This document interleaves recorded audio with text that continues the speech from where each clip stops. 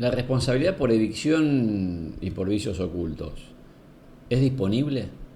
O sea, ¿se puede suprimir o limitar a través de un pacto la responsabilidad por saneamiento? Por ejemplo, una compraventa automotor. ¿Podría pactarse que el vendedor no será responsable por los defectos que el vehículo presente con posterioridad y que no son evidentes al tiempo de la venta? De este tema vamos a charlar en esta presentación y al final voy a presentarte 6 casos como para que podamos analizar las distintas variantes que el tema presenta. Soy Andrés Sánchez Herrero y te doy la bienvenida a este canal que hemos creado con mi hermano Pedro, en el cual analizamos temas jurídicos en general y derecho civil, comercial y de la empresa en particular.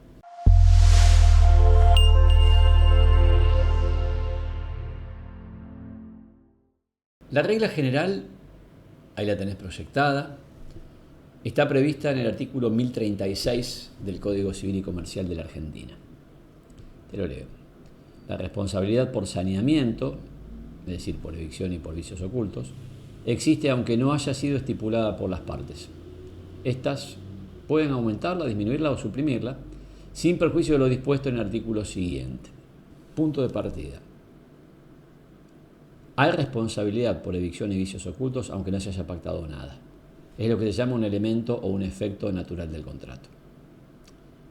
Al mismo tiempo, el código admite que se la pueda aumentar, esto en general no es problemático, pero también disminuir o incluso suprimir a través de un acuerdo.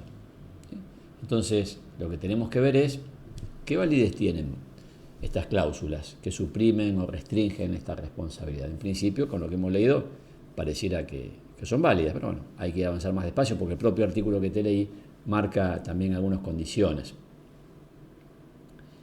El 1038 se refiere específicamente a la supresión y disminución de la responsabilidad por saneamiento y dice, ahí lo tenés proyectado, ¿no?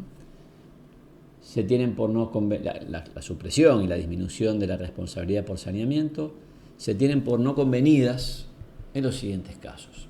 A. Si el enajenante conoció o debió conocer el peligro de la evicción o la existencia de vicios. B.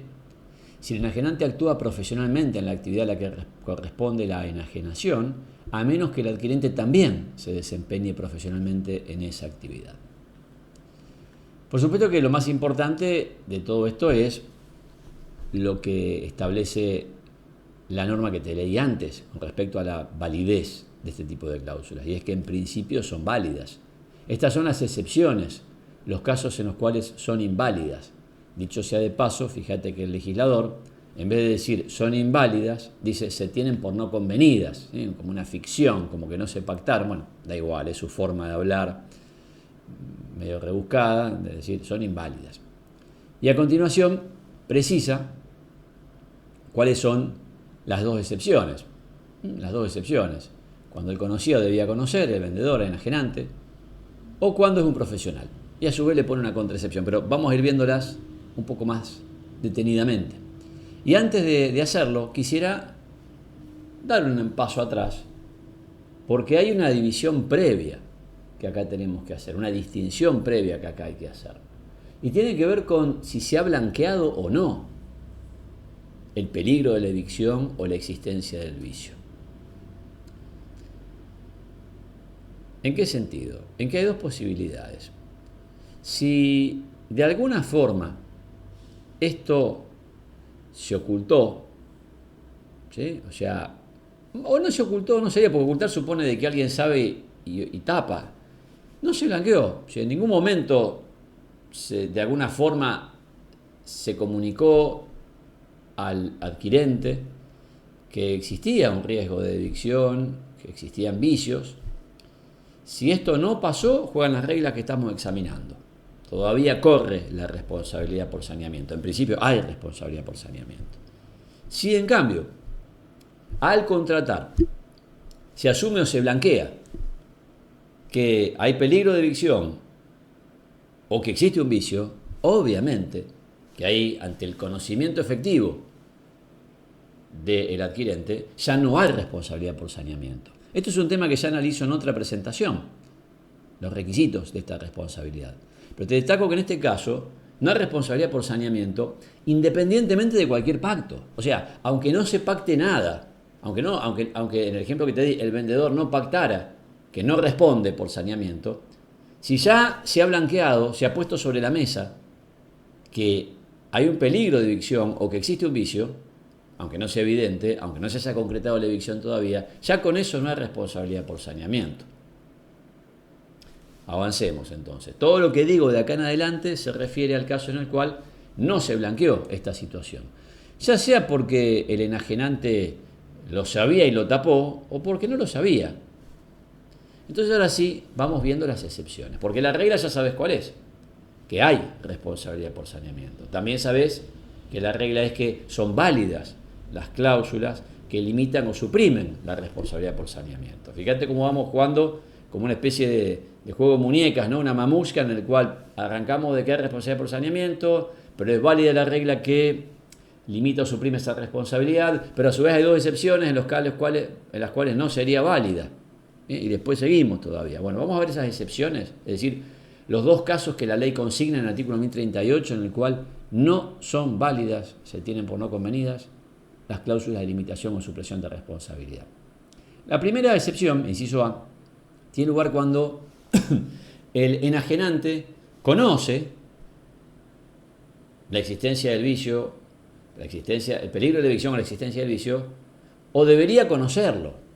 O sea, cuando hay conocimiento efectivo o ignorancia culpable de cualquiera de estas dos circunstancias, entonces, por más que se haya pactado una cláusula limitativa o supresiva de responsabilidad igual, el enajenante, dado su conocimiento o su deber de conocer, sigue siendo responsable por saneamiento.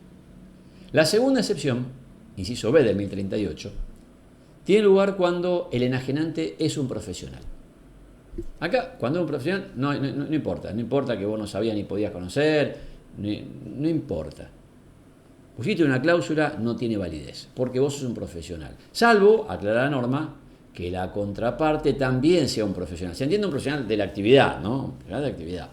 Entonces, acá hay un juego, fíjate, de excepciones y contraexcepciones. En el caso específico que estamos hablando, vos tenés, en principio, responsabilidad por saneamiento si no se pactó nada.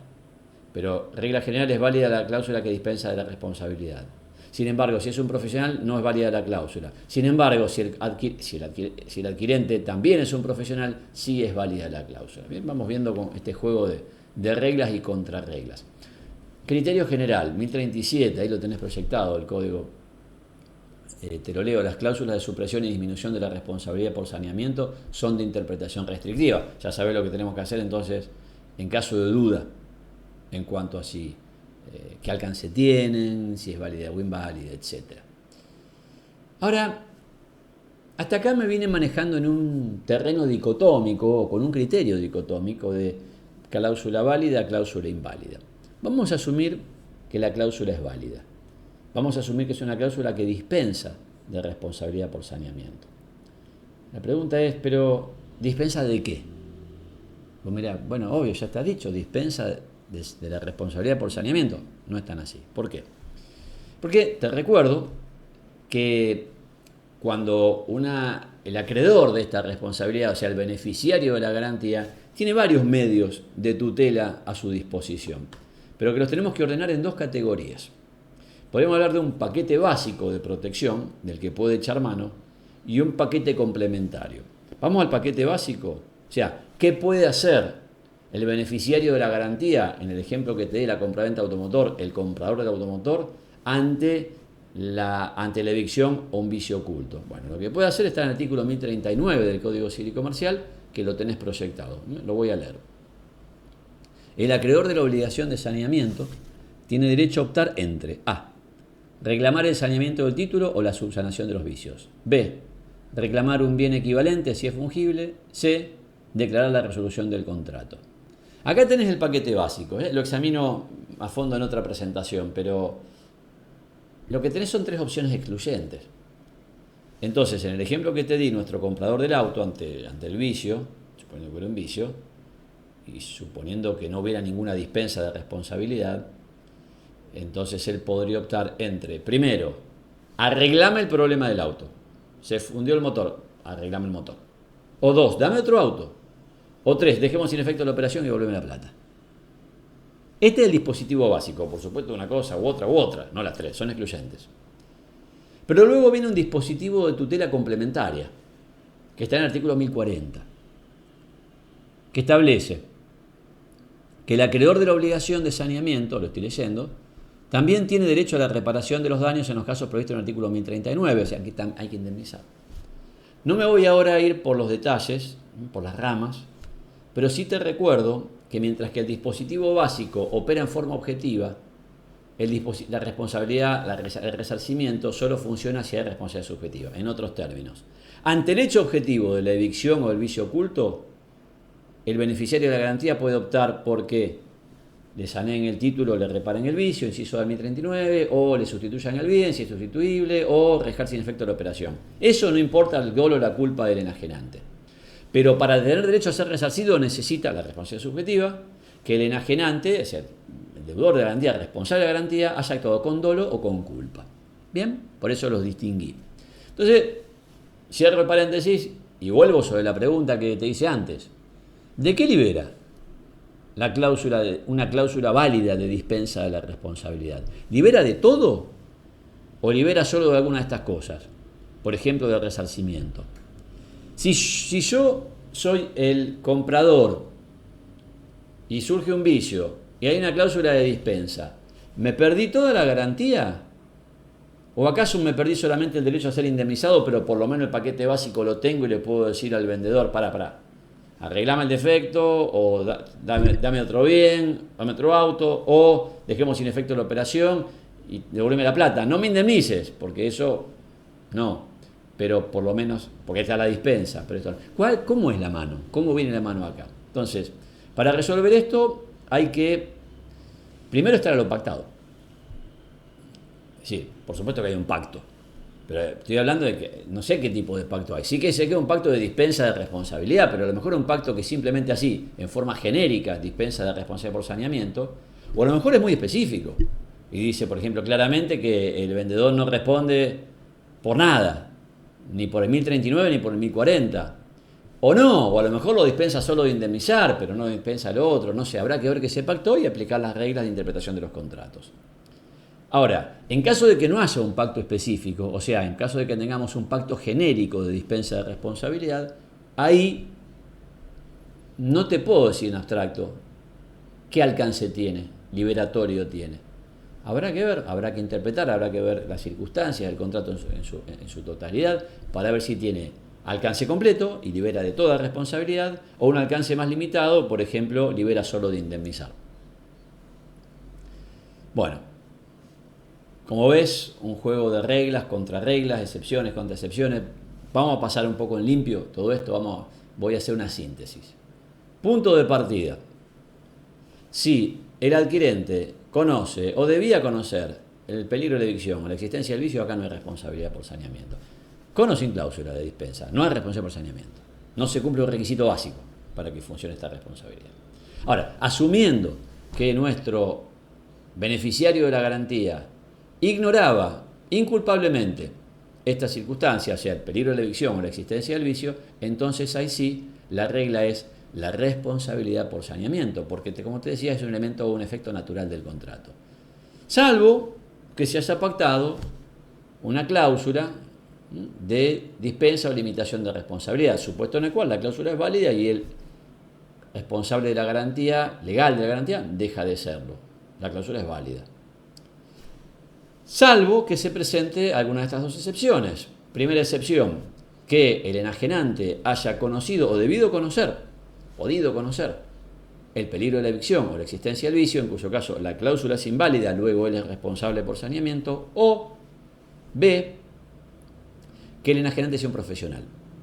Salvo, en cuyo caso responde, aunque haya una cláusula limitativa o dispensa de responsabilidad, salvo que el adquirente también sea un profesional en la actividad, en cuyo caso la cláusula es válida y por ende el enajenante no es responsable. ¿Sí?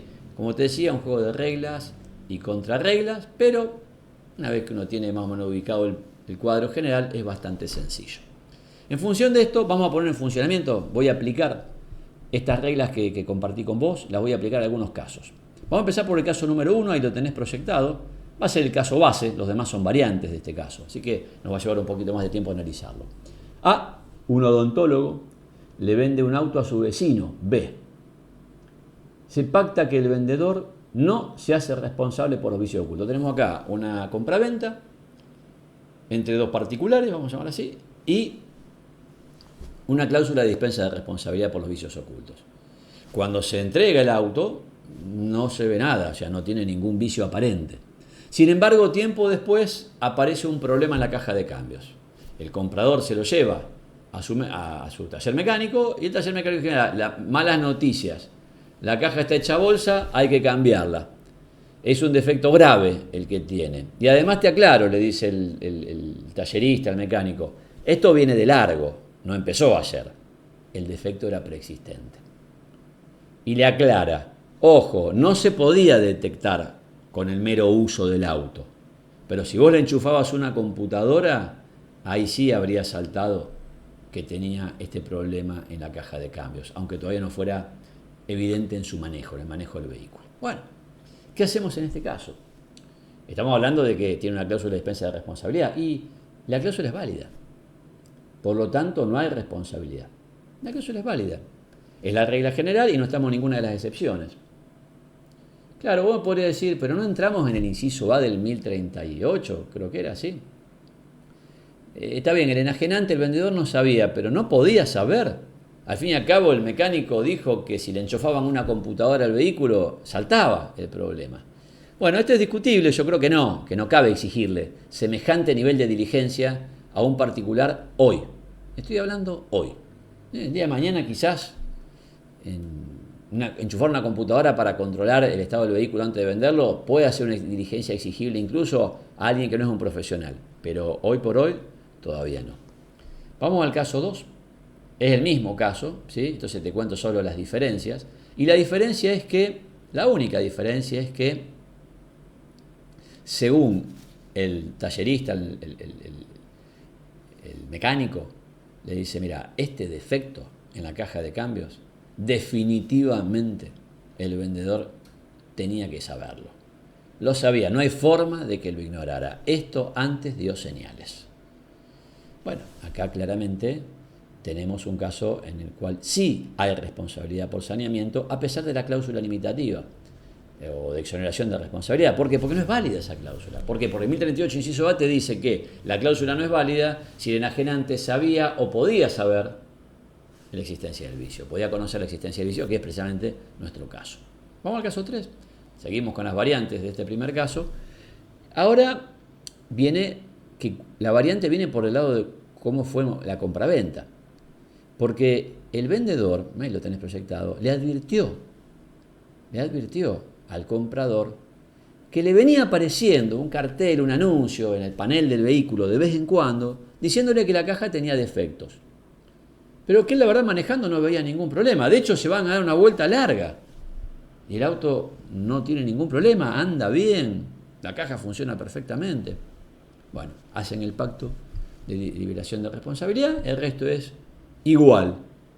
La caja falla, después salta, es grave, hay que cambiarla. ¿Qué hacemos? ¿Hay responsabilidad o no? Acá tampoco hay responsabilidad por saneamiento. ¿Por qué? Porque acá el comprador era el que sabía. Fíjate, es más, en este caso no habría responsabilidad por saneamiento, ni siquiera si no se hubiese pactado la cláusula de dispensa de responsabilidad. Porque te recuerdo que si el adquirente conoce o pudo conocer el peligro de la evicción, o en este caso la existencia del vicio, no hay responsabilidad por saneamiento. Punto. Sin necesidad de ninguna cláusula de dispensa.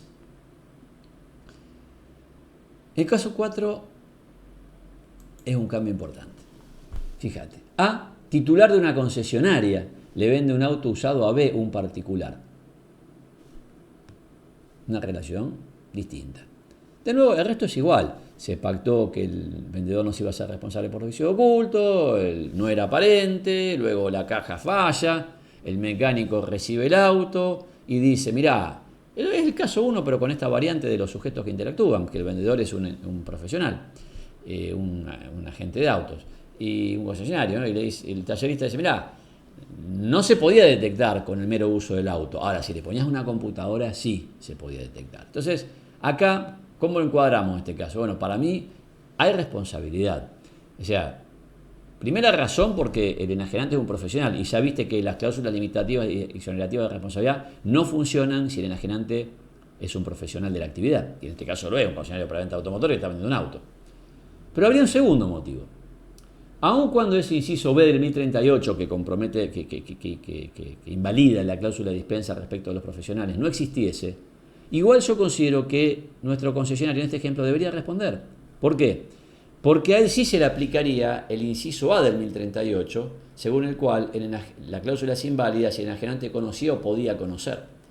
Y así como consideré, al analizar el caso 1, que no le podemos pedir a un particular hoy que conecte a una computadora el auto antes de venderlo, o sea que su ignorancia era inculpable, en cambio ya considero que acá a un concesionario sí se le puede pedir ese nivel de diligencia y por ende su ignorancia habría sido culpable, suponiendo que hubiera ignorancia, ¿sí? O sea que definitivamente responde el vendedor.